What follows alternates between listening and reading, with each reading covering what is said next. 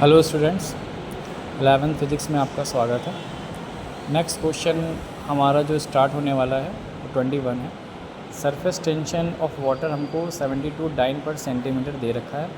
इसकी वैल्यू पता करनी है एसआई यूनिट्स में। एसआई यूनिट्स में जो वैल्यू होगी वो न्यूटन पर मीटर हो जाएगी।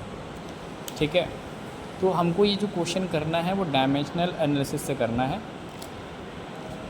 नॉर्मली नहीं करना है। नॉर्मली करेंगे तो डाइन को आप डायरेक्टली न्यूटन के टर्म्स में बदल सकते हैं और सेंटीमीटर को भी बदल सकते हैं।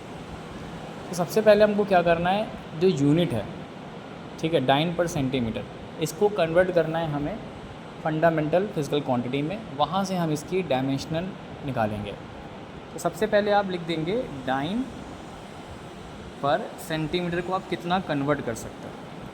Dine in a sense of बच्चों फोर्स है, और फोर्स की यूनिट आप यहीं पे देखिए। जैसे फोर्स आप लोग लिखते हो तो एम लिखते हो या एम लिखते हो, तो फोर्स आपका मास का किलोग्राम हो जाता है और एक्सेलरेशन का हो जाता है मीटर पर सेकंड स्क्वायर।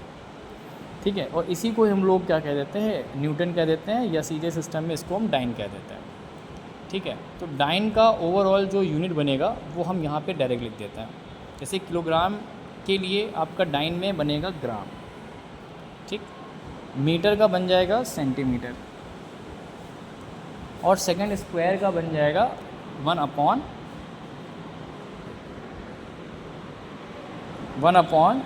Second square.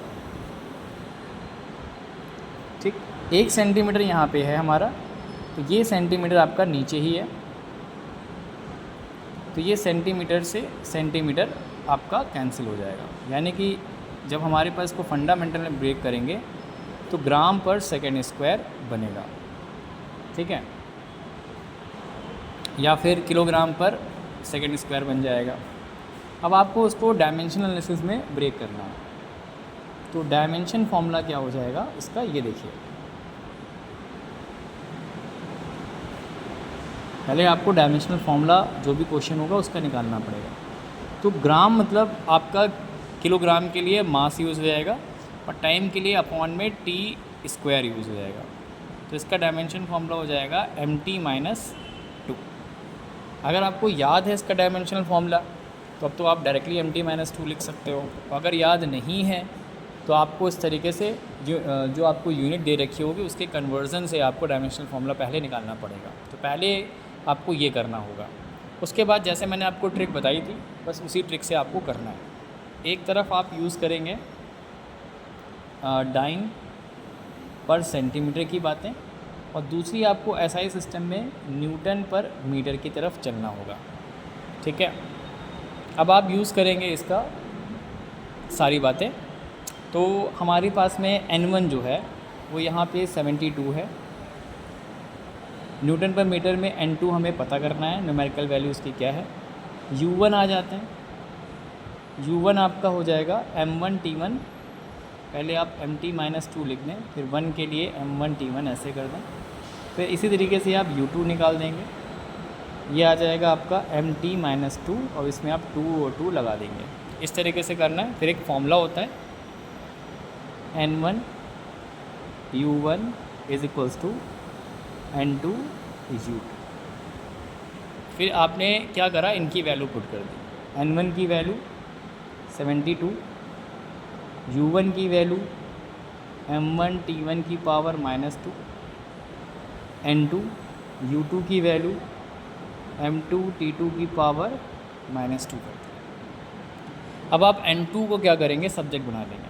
तो n2 जब सब्जेक्ट बनेगा तो 72 तो हमारा सामने ही रहेगा, ये m2 इस m1 के अपॉन में आ जाएगा, m1/m2, और फिर ये t1/t2 की होल पावर -2 लग जाएगी।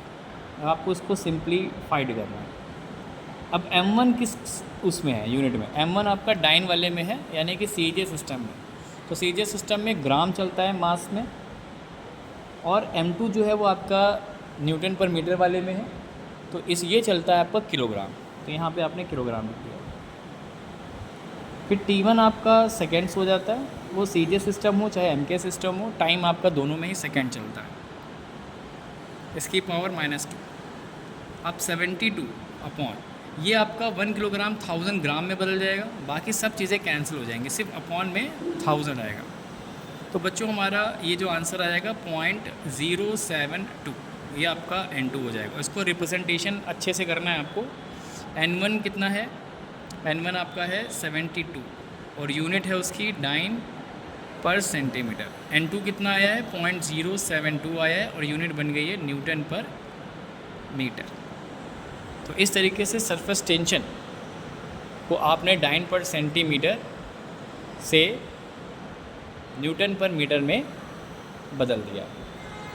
तो ये जितने के डायमेंशन एनालिसिस वाले फॉर्मूले हैं वो इसी तरीके से होते हैं। मेरे चैनल को सब्सक्राइब ज़रूर करें। मेरे चैनल का नाम प्रशांत कुमार